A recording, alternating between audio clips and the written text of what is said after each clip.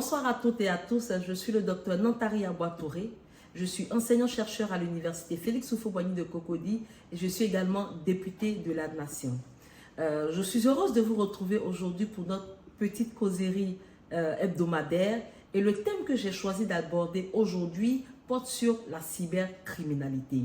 Certaines personnes soutiennent, à tort ou à raison, que la Côte d'Ivoire occupe le premier rang en matière de cybercriminalité dans la sous-région, au point où des thèmes comme brouteur, comme marmailleur font désormais partie de notre langage quotidien. Mais je voudrais également vous dire que le phénomène de la cybercriminalité n'est pas uniquement un phénomène qui est national. C'est pourquoi la CEDEAO, en août 2011, a adopté une directive portant lutte contre la cybercriminalité. Et c'est donc pour emboîter le pas à la CEDEAO et pour enclencher un processus de lutte efficace contre la cybercriminalité que la Côte d'Ivoire a transposé donc, dans son dispositif légal le 19 juin 2013 la loi relative à la lutte contre la cybercriminalité qui constitue un texte essentiel qui a été mis en place pour lutter efficacement contre la cybercriminalité. Pour renforcer donc le dispositif de lutte contre la cybercriminalité, une loi a été prise en 2022 portant lutte contre la cybercriminalité. Il faut bien le comprendre. Donc, cette loi, elle est récente, mais elle vient surtout renforcer les sanctions pour quiconque s'adonnerait à des faits qui seraient assimilables à de la cybercriminalité. Je voudrais donc aborder certains points pour lesquels les sanctions ont été renforcées. Le premier élément concerne la pédophilie. Nous assistons à la recrudescence de violences sexuelles commises sur des enfants, donc sur des mineurs. Face donc à cela, ce qu'il faut comprendre, c'est que toute personne qui possède volontairement dans son téléphone portable ou dans son ordinateur des images ou des vidéos à caractère sexuel, mais mettant en scène des enfants, est considérée comme un pédophile. Ça, c'est ce qu'il faut comprendre. Et ce qu'il faut également savoir, c'est que le passage à l'acte, donc le fait de voir dans une vidéo une personne adulte s'adonner à des actes sexuels avec un enfant n'est même pas nécessaire pour enclencher des poursuites pénales.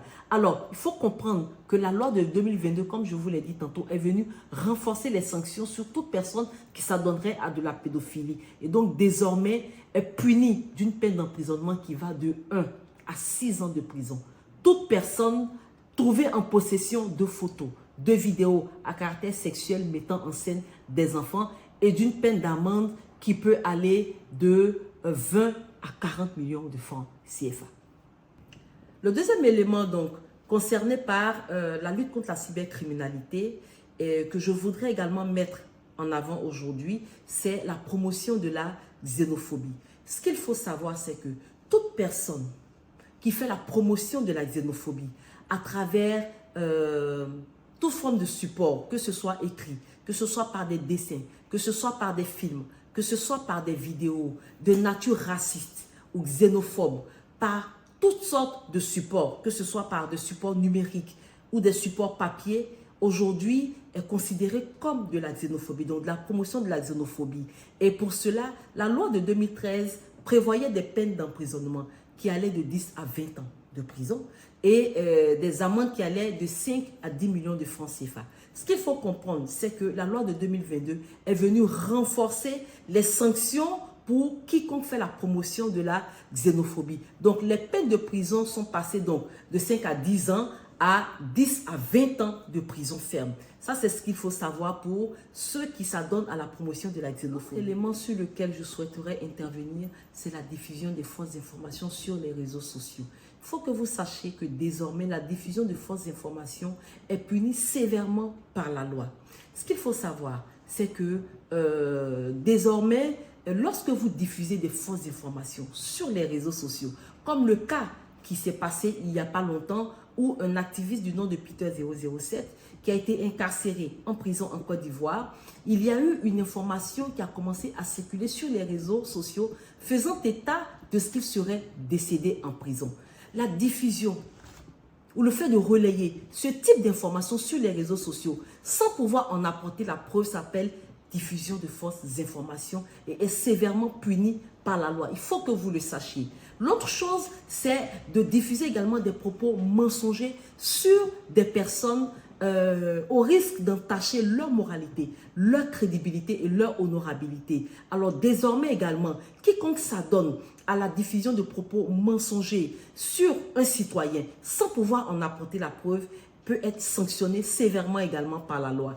Alors, ce que je peux vous dire à ce niveau, c'est que dans la loi de 2013, était puni d'une peine d'emprisonnement qui allait de 1 à 5 ans de prison, toute personne qui s'adonnait à la diffusion de fausses informations, également d'amende qui allait de 5 à 10 millions de francs CFA. Mais la loi de 2022, comme je vous l'ai dit tantôt, est venue renforcer encore les sanctions pour dissuader toutes les personnes qui voudraient s'adonner à la diffusion de ces fausses informations. Donc désormais, la peine d'emprisonnement passe donc de 1 à 10 ans de prison ferme. Ça, c'est ce qu'il faut savoir sur quiconque s'adonne à la diffusion de fausses informations. Le dernier élément dont je voudrais vous parler ici concerne l'ordre public et la dignité humaine.